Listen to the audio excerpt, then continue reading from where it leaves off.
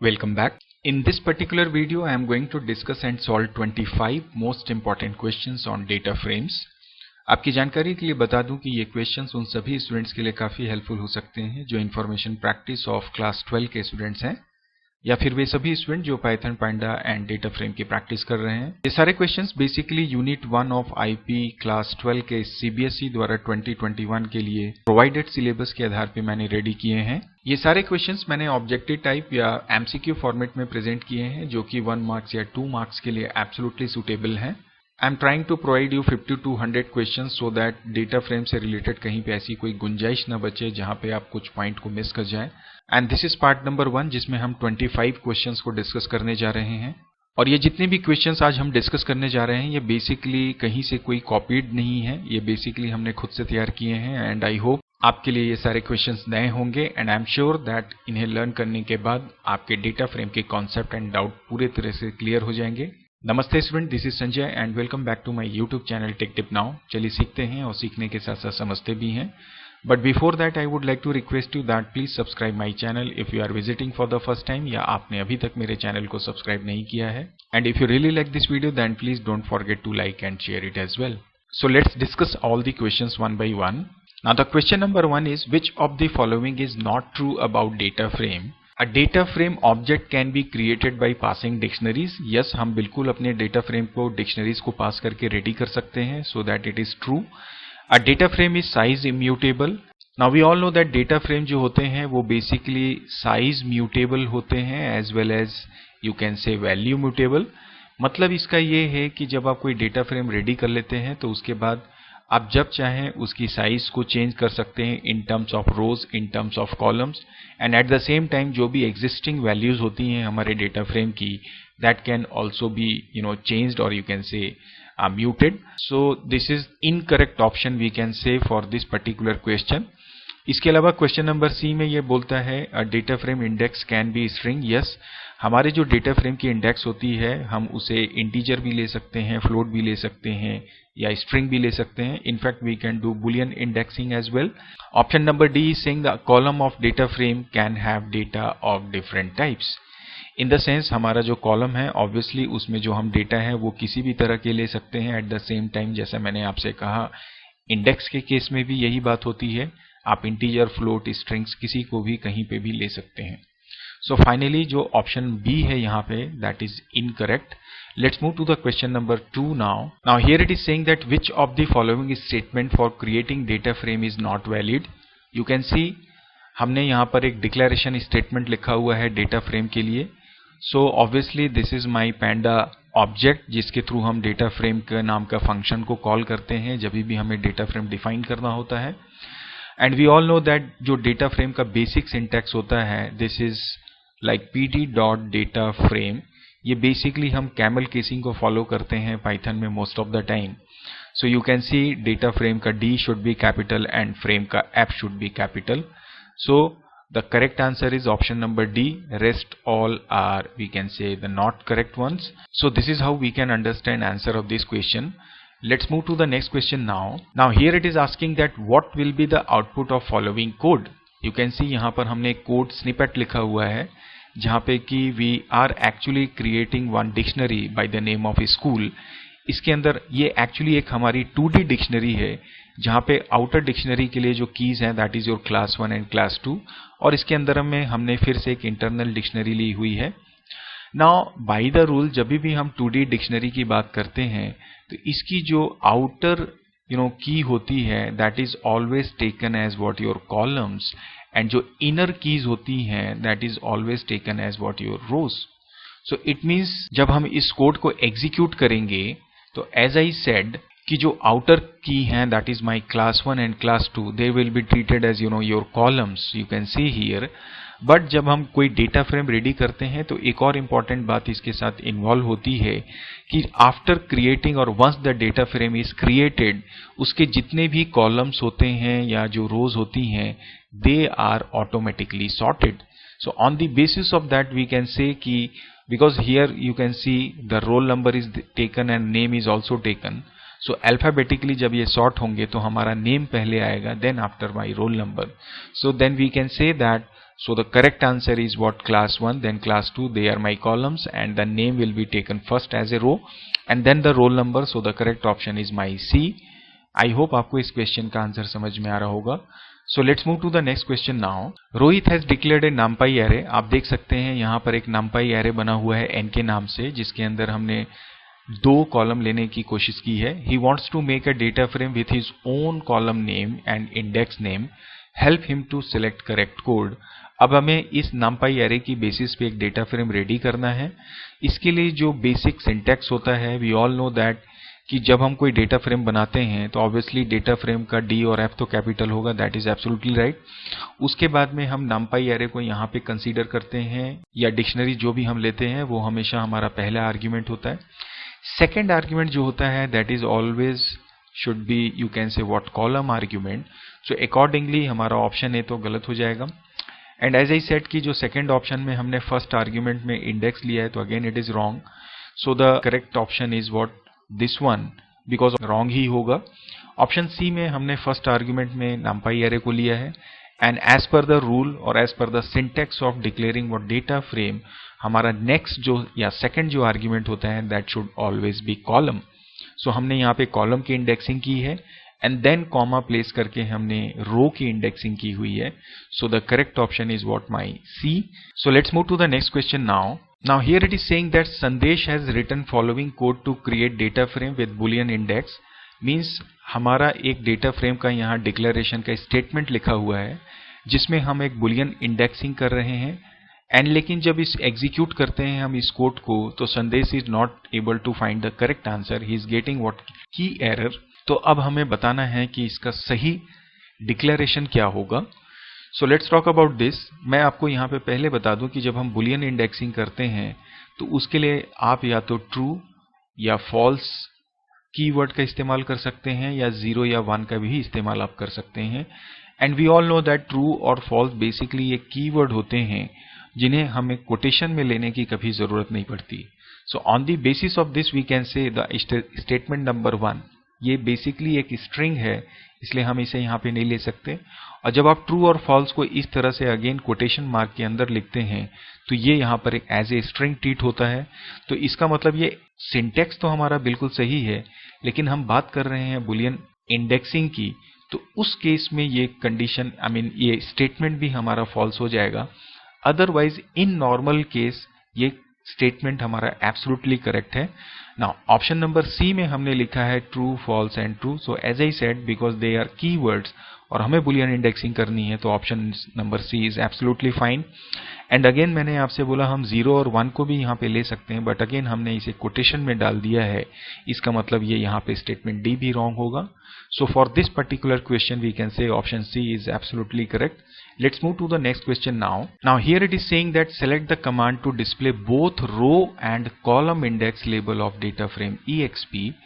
Now यहाँ पर आप देखेंगे सबसे पहला जो एट्रीब्यूट यहाँ पे लिया है that is your index, और दूसरा जो एट्रीब्यूट लिया हुआ है that is my axis. We all know that कि जब हमें रो इंडेक्स या कॉलम इंडेक्स दोनों को या सेपरेटली डिस्प्ले करना हो तो इसके लिए हम एट्रीब्यूट्स यूज करते हैं हमारे डेटा फ्रेम के. और जब हम एट्रीब्यूट की बात करते हैं तो जब यहाँ पे आप देखेंगे इन ब्रैकेट्स को, they are basically what, function. तो इसका मतलब मेरे बी और सी तो यहीं पे रॉन्ग हो गए. इसके बाद में हम बात करते हैं, हमारे पास 2 ऑप्शंस बचते हैं, इंडेक्स और एक्सिस. अगर आप इंडेक्स वाले एट्रीब्यूट को डेटा फ्रेम के साथ एग्जीक्यूट करते हैं तो ये आपको बेसिकली रो लेबल्स डिस्प्ले करते हैं. इसका मतलब जब आप एक्सिस एट्रीब्यूट यूज करेंगे तो you will get both the index labels, that is your row and column. So the correct answer is what, R D, that is exp.axis. I hope ये question भी आपको समझ में आ रहा होगा. Let's move to the next question now. Now here it is saying that which of the following statement is correct. Now the first one is saying that in place argument of rename function is set to true, then original data frame is changed with new index and columns. Now we all know that जब आप data frame के साथ rename function को call करते हैं और उसमें जो भी वैल्यूज आप देते हैं, आपके कॉलम हेडिंग्स को चेंज करने के लिए, उसके बाद में जो सेकंड आर्गुमेंट हमेशा हम लेते हैं that should always be inplace equal to true. Because अगर आप inplace equal to true नहीं करेंगे तो हमारा ओरिजिनल डेटा फ्रेम जो है वो कभी भी चेंज नहीं होता है। अगर आप फॉल्स करते हैं या इस इन प्लेस को नहीं भी लेते हैं तो भी हमारा ये कोड तो एग्जीक्यूट होगा, चेंजेस भी होते हैं, लेकिन वो चेंजेस होते हैं हमारे नए डेटा फ्रेम में, ना कि ओरिजिनल डेटा फ्रेम में। इसका मतलब ये करेक्ट नहीं है। So the next is what del statement for data frame can be used to delete rows. Now we all know that अगर आप स्टेटमेंट यूज करते हैं del and when you write a data frame से for example df, तो हम यहाँ पे हमेशा एक्चुअली कॉलम को लेते हैं। इसका मतलब ये रोज को नहीं, कॉलम को डिलीट करता है। So this is also again not correct. Now the option number C is saying that when a data frame object is created, all the columns are sorted automatically. It is absolutely right। जैसा मैंने अभी एक question पहले आपके साथ बताया, कभी भी आप कोई डेटा फ्रेम रेडी करते हैं तो उसके डेटा फ्रेम बनने के बाद में उसके जितने भी कॉलम्स होते हैं they are arranged automatically, I mean based on alphabetically or you can say what numerically. So this option is absolutely right। तो इस क्वेश्चन का करेक्ट आंसर है ऑप्शन नंबर सी। बट हम ऑप्शन नंबर डी को भी देखते हैं। While specifying your own index sequence in data frame function, Python doesn't care about the length of index। It is absolutely wrong because जब आप कोई data frame ready करते हैं और सपोज आपने लिस्ट ली है जिसमें कि हमने से 4 वैल्यूज ली हैं, और अगर आप इंडेक्स में लेते हैं 0, 1, 2, 3, 4 एंड 5, सो पाइथन इस स्टेटमेंट को रिजेक्ट कर देगा, एरर जनरेट कर देगा because of the value error, क्योंकि यहाँ पे नंबर ऑफ इंडेक्स और number of values are not matching. So I hope आपको इस क्वेश्चन का आंसर भी समझ में आ रहा होगा। Let's move to the next question now. Now here in this question it is saying that when a data frame is created using 2D dictionary, column labels are formed by। देखिए जब हम 2D dictionary लेते हैं, say for example, so now as you can see ये जो dictionary मैंने ली है 2D dictionary है, तो यहाँ पर जो हमारे आउटर डिक्शनरी का जो की है that is 1 and 2, they are always taken as what columns, and जो ये इनर कीज होती हैं they are taken as what rows. तो इस क्वेश्चन का जो आंसर होगा वो होगा कि columns labels are formed by you can say key of outer dictionary. I hope आपको इस क्वेश्चन का आंसर समझ में आ रहा होगा। Let's move to the next question now. Now it is saying that when data frame is created with list of dictionaries, the columns are created from dictionary names. अगर हमारे पास लिस्ट ऑफ डिक्शनरी है, suppose एक dictionary A है, एक B है, एक सी है, और इनसे मिलाकर अगर हम एक डिक्शनरी रेडी करते हैं एंड देन अगर आप इसके बेसिस पे एक डेटा फ्रेम रेडी करते हैं, don't go for the syntax, यहाँ पे मैं कंप्लीट सिंटेक्स नहीं लिख रहा हूँ। तो इसका मतलब ये होता है कि जो कॉलम्स होते हैं वो बेसिकली जो हमारी कीज होती हैं डिक्शनरीज के अंदर उनकी बेसिस पे रेडी होते हैं, ना कि हमारे डिक्शनरी के नेम की बेसिस पे। तो पहला स्टेटमेंट तो हमारा फॉल्स होगा। And the second is saying that when data frame is created with 2D list, column and index are label to 0, 1, 2 and so on. So this is absolutely right कि by default अगर आप का data frame या Python में जो indexing होती है किसी भी डेटा फ्रेम के लिए, that always begins from 0, 1, 2, either वो रो हो या हमारा कॉलम हो। So इसका मतलब option number 2 is absolutely right. So we can say the option number 1 is correct for this one. Let's move to the next question now. Now here it is saying that what will be the output of following code. Import pandas as PD. हमने यहाँ पर एक dictionary ready की है L के नाम से और इस डिक्शनरी की बेसिस पे एक डेटा फ्रेम रेडी किया है। Now we want to display this data frame -2 colon. It should be ended with this bracket also. Now इसका रिजल्ट क्या होगा? लेट सपोज मैं पहले इस L की इंडेक्सिंग करता हूं 0, 1, 2, 3 एंड 4, एंड सपोज अगर आप इसे प्रिंट करते 2 देन कॉलन, तो ये जो कोलन होता है it is treated as what a range operator. इसका मतलब ये होता है starting index and this is what the ending index. यहां पर ये इंडेक्स एक्चुअली हमारे you can say the value का है। तो इंडेक्स नंबर 2 अप टू अगर आपने कोलन के बाद कुछ नहीं लिखा है मतलब ये एंड तक जाएगा। तो अगर ये 2 होता तो it starts from go do 2, तो ये तो हमारा हो गया 2 के लिए। But when we write like df -2 colon, इसका मतलब ये होता है कि we all know that Python जो होता है किसी भी सीक्वेंस के लिए रिवर्स काउंटिंग का भी फंडामेंटल को फॉलो करता है। इसका मतलब हम इसे रिवर्स ऑर्डर में भी काउंट कर सकते हैं, और अगर आपको रिवर्स ऑर्डर में ऑर्डर में काउंट करना होता है तो उसके लिए हम यहाँ पे नेगेटिव साइन का यूज कर सकते हैं।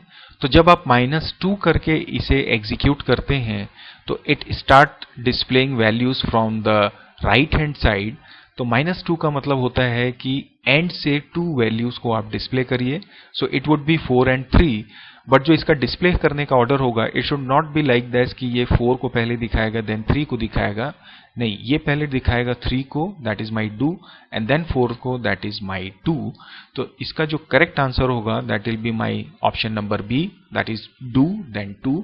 इसे एक बार एग्जीक्यूट करके भी आपको दिखा देता हूं सो दैट आपको एक बेटर पिक्चर मिल जाएगी। So as you can see in your screen, this is my program, जो अभी हमने क्वेश्चन देखा। अगर मैं इसे रन करके देखूं then you see what happens. It is showing you the values from 2, 3, 4, 5 and 6, because मैंने यहां पर डिस्प्ले किया था 2 से आप वैल्यूज को डिस्प्ले करो। But if I take it to say -2, then see what happens, it will display you 9 and 10. Let's run it.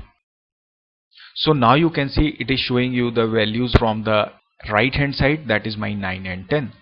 So I hope आपको इस क्वेश्चन का आंसर अब समझ में आ रहा होगा। Let's move to the next question now. Now here it is saying that to access value of data using column labels we can use. Now देखिए, हम किसी भी डेटा फ्रेम की जो वैल्यूज होती है, it should be actually data frame. So किसी भी डेटा फ्रेम की वैल्यू जब आप एक्सेस करते हैं, या तो उसके इंडेक्स की बेसिस पे कर सकते हैं या कॉलम की बेसिस पे। जब हम कॉलम लेबल्स को लेके वर्क करते हैं, for that we can use LOC, और जब इंडेक्स यूज करना हो then we can use what that ILOC।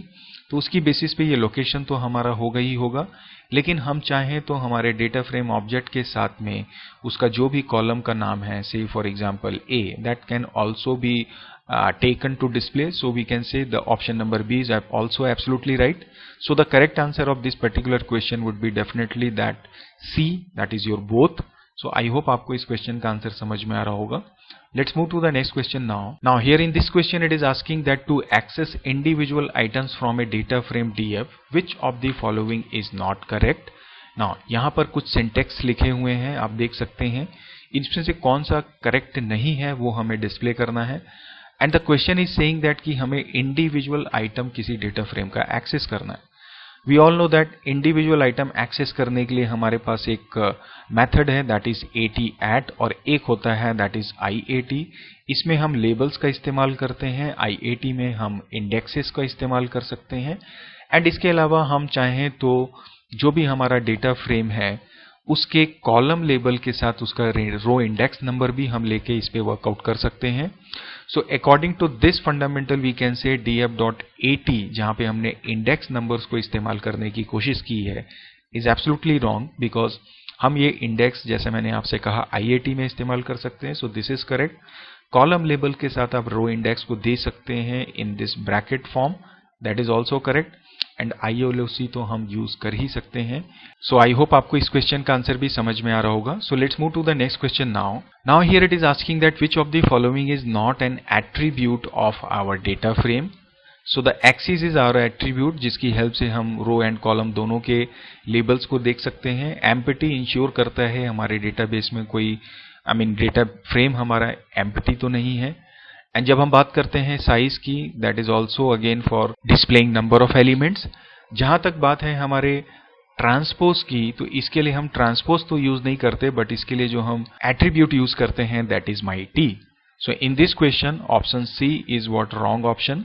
So let's move to the next question now. To count total number of elements in a data frame we can use, there are size, len, count and values. So पहली चीज तो ये कि values तो हम इस्तेमाल करते ही नहीं है। हमारे पास 3 एट्रीब्यूट या मेथड होते हैं, where you can say count is our method. इस मेथड को यूज करके हम NA एलिमेंट्स को काउंट कर सकते हैं किसी भी यू कैन से डेटा फ्रेम का। जहां तक बात है लेंथ की, it only counts what number of rose. And जहां तक बात है हमारे साइज की, तो ये एक्चुअली हमें डिस्प्ले करता है टोटल एलिमेंट्स। लाइक हमारा एक डेटा फ्रेम है, से फॉर एग्जाम्पल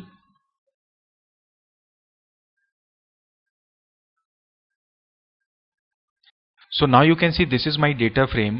अगर मैं किसी डेटा फ्रेम के साइज को कॉल करूं तो ये आपको रिटर्न करेगा 9। सिमिलरली अगर आप लेन को कॉल करेंगे इट विल डिस्प्ले यू 3 रोज। लेकिन जब आप काउंट को कॉल करते हैं it will display individually, like 0 में आपके 3 हैं, 1 में आपके 3 हैं, 2 में आपके 3 हैं। सो इसका मतलब जो इसका करेक्ट आंसर होगा that will be my size. So I hope ये आंसर आपको समझ में आ रहा होगा. Let's move to the next question now. In this question it is asking that identify the correct statement. So which one is the correct? A data frame can only store homogeneous elements? No, absolutely not. हम data frame में किसी भी तरह के elements को store कर सकते हैं. होमोजीनियस एलिमेंट्स हम बेसिकली स्टोर करते हैं हमारे सीरीज में. सो ये तो होगा नहीं. Option number be saying that empty of data frame counts NA, N और NA वैल्यू.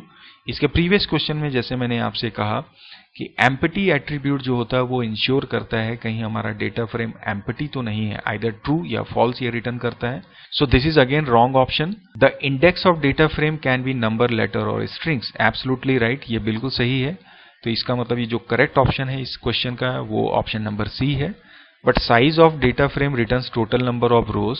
अगेन जैसा अभी हमने देखा ये टोटल एलिमेंट्स आपको रिटर्न करता है, तो ये भी हमारा गलत आंसर है. Let's move to the next question now. Now here it is asking that to extract the first 3 rows and 3 columns of a data frame EXP, which of the following is true? Right? हमें first 3 row और 3 columns किसी data frame की extract करनी है. We all know that ILOC अगर हम use करते हैं तो जो end index होता है चाहे वो row का हो या column को हो, that is always excluded from the list.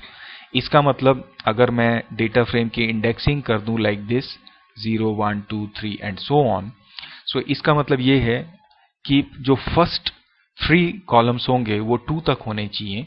तो अगर मैं 0:2 करूंगा तो ये सिर्फ 0, 1 की ही वैल्यूज को डिस्प्ले करेगा, फर्स्ट 2 वैल्यूज को. It is wrong then. And when we see ILOC 0:3 तो ये यहाँ से 3 वैल्यूज को डिस्प्ले करेगा रो के लिए एंड 0:3 कॉलम के लिए, मतलब ये भी यहाँ से 3 वैल्यूज को डिस्प्ले करेगा. सो इसका मतलब 3 रोज एंड 3 कॉलम्स के लिए हमें ऑप्शन नंबर बी का इस्तेमाल करना होगा. That is absolutely right. But जो यहाँ पर लिखा हुआ है LOC 1, 2, 3, we all know that by default जो इंडेक्सिंग होती है डेटा फ्रेम की, आइदर इट इज रो और column, always begins from 0. So इसका मतलब ये दोनों ऑप्शंस अपने आप में ही गलत हैं.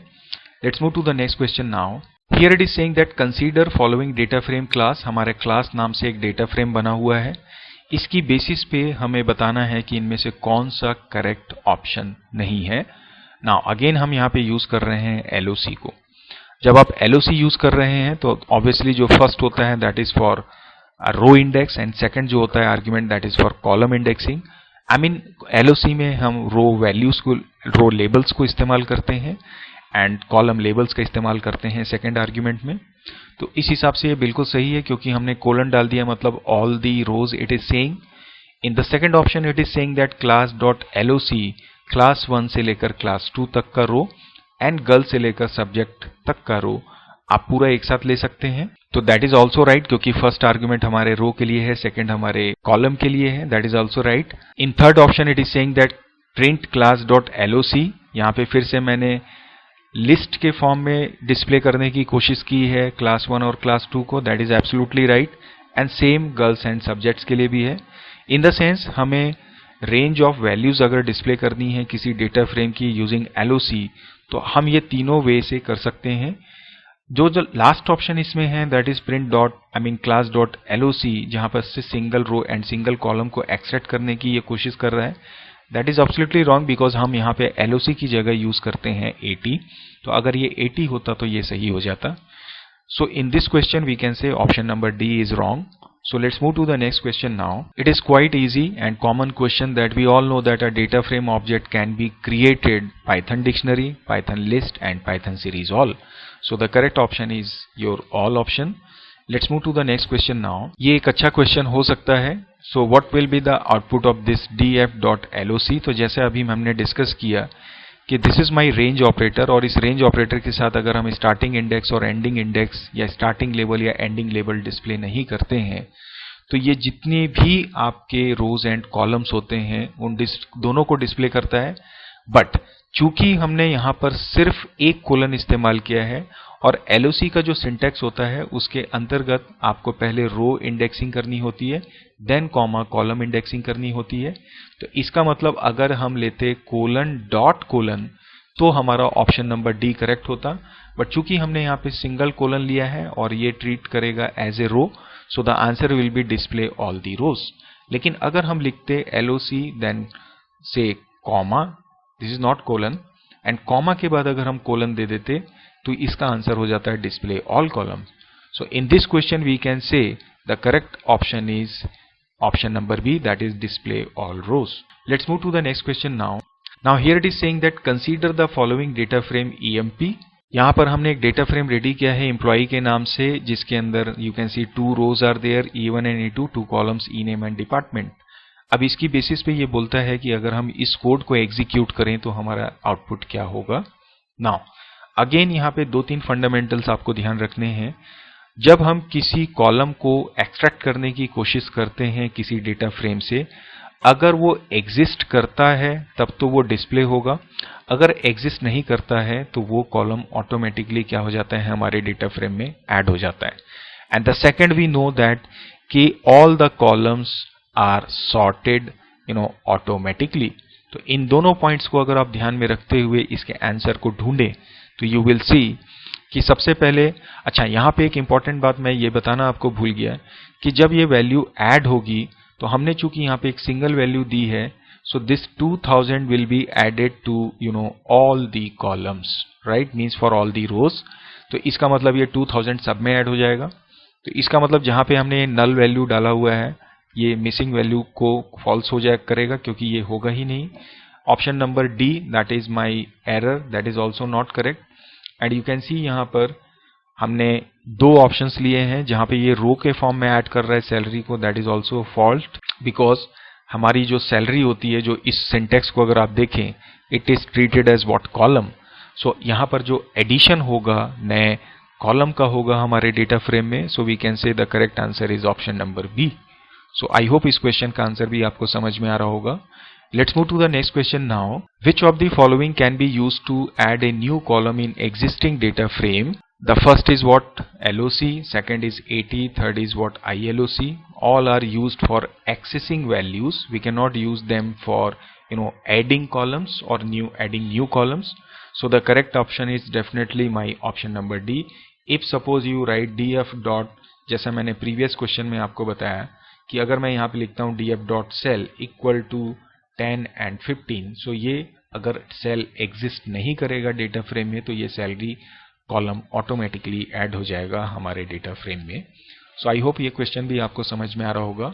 Let's move to the next question now. In this question it is saying that a data frame has 2 axis where axis equal to 0 represent what. हम जानते हैं कि जो हमारी डेटा फ्रेम होती है इसमें एक एक्सिस होता है जिसे हम बोलते हैं कॉलम, एक होता है एक्सिस जिसे हम बोलते हैं रो. रो आर बेसिकली 0 और जो एक्सिस की वैल्यू 1 होती है it treated as your columns. So इसका मतलब इसका जो करेक्ट आंसर होगा that will be my, you can say option number A, that is row. So let's move to the next question now. Here it is saying that Sameer wants to access author column from book data frame. Suggest him the correct statement. Book data frame से हमें एक specific column को access करना है. सो we all know that data frame dot column name लगाते हैं तो हम एक्सेस कर सकते हैं, और हम चाहें तो डेटा फ्रेम के साथ उसके स्क्वायर ब्रैकेट के अंदर उस कॉलम को हम कॉल कर लें तो भी हम उस कॉलम को एक्सेस कर सकते हैं. So both are correct, absolutely correct. And because यहाँ पे ऑथर हमारा स्ट्रिंग है तो it should be taken inside double quotation mark और you can say what single quotation mark. So we can say option number C is correct for this particular question. Both are true. So let's move to the next question now. Now here it is saying that consider following data frame class. ये class के नाम से हमारे पास एक data frame है. It is saying that to display first 2 columns and 2 rows, which of the following code are correct? हमें इसमें से देखना है कौन सा कोड है जिसकी हेल्प से हम first 2 columns that is boys and rows and first 2 rows that is my class 1 and class 2 को एक्सेस करने के लिए सही कोड है. So one is saying that class dot loc. Now we all know that loc is a method जिसको use करके हम row label और कॉलम लेबल्स को इस्तेमाल करते हुए किसी भी डेटा फ्रेम की वैल्यूज को एक्सेस कर सकते हैं. And first 2 columns are class 1 and class 2. So it is absolutely right, हमने सही रेंज दी है यहाँ पे. एंड बिल्कुल बॉयज एंड गर्ल्स भी जो हमारे फर्स्ट 2 कॉलम्स हैं, so that is again correct, you can say the argument. So this is absolutely right. And the second is saying that class dot loc, actually the question should be which one of the following is incorrect. So ये तो हमारा सही है. Now the question number 2 में दिख रहा है class dot loc, जहां पर जो आर्ग्यूमेंट है that is colon then class 2. तो अगर हम कोई कोलन के पहले कुछ मेंशन नहीं करते हैं और सेकंड हम मेंशन करते हैं यहाँ पे कुछ भी, इसका मतलब जो बाय डिफॉल्ट फर्स्ट होता है that is always your first number row और you can say the column. So accordingly यहाँ पर क्लास 2 पे एंड होगा हमारा रेंज, बट स्टार्टिंग जो होगी वो अपने आप क्लास 1 से हो जाएगी बिकॉज क्लास 1 हमारा फर्स्ट रो है। एंड सिमिलरली सेकंड जो आर्ग्यूमेंट कोलन गर्ल्स है, यहाँ पे भी हमारा फर्स्ट कॉलम अपने आप कंसीडर हो जाएगा, दैट इज माई बॉयज। तो ये भी बिल्कुल सही ऑप्शन है। And the next is saying that class dot LOC 0:2 and 0:2। Now यहाँ पर ये LOC में हम यूज कर रहे हैं index, which is actually not correct because अगर हमें रो इंडेक्स या कॉलम इंडेक्स की मदद से किसी भी डेटा फ्रेम के कॉलम या रो को एक्सेस करना है, for that we use what this ILOC। तो इसका मतलब ये ऑप्शन हमारा यहाँ पे इनकरेक्ट है। And the fourth option is saying that class dot LOC, इसमें यहाँ पे फिर से लिखा हुआ है, हमने लिस्ट के फॉर्म में अब क्लास 1 और क्लास 2 को ले लिया है, that is again absolutely right. And list के फॉर्म में हमने कॉलम्स को भी लिया हुआ है, that is again correct, boys and girls. तो इस कोड को भी जब आप एग्जीक्यूट करेंगे तो ये प्रॉपरली रन करेगा। So overall in this question we can say option number 3 or you can say option number C is absolutely the wrong, or you can say the incorrect. So let's move to the next question now. Now here it is saying that to count total number of rows of data frame DF, which of the following command can be written? Now we all know that len we use for counting total number of rows of a particular data frame.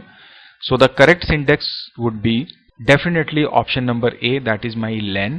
इसके अंदर में हम data frame को mention करते हैं। सो I hope आपको इस question का आंसर भी समझ में आ रहा होगा। तो ये कुछ 25 क्वेश्चंस थे जिन्हें अभी हमने आज की इस वीडियो सेशन में देखा है, जो कि पूरी तरह से डेटा फ्रेम से रिलेटेड थे। एंड आई होप कि आपको कुछ डेटा फ्रेम से रिलेटेड बातें क्लियर हो रही होंगी और आई होप कि आपको ये काफी मदद करेगा आपकी प्रिपरेशन में, एग्जाम की प्रिपरेशन में या डेटा फ्रेम के कॉन्सेप्ट को लर्न करने में। सो चलिए आज के सेशन को फिर यहीं पे हम एंड करते हैं। इसके नेक्स्ट सेशन में जरूर हम अगले 25 क्वेश्चन को कंसीडर करेंगे अगेन डेटा फ्रेम के। So till then keep practicing, keep learning, and thank you very much for watching this video.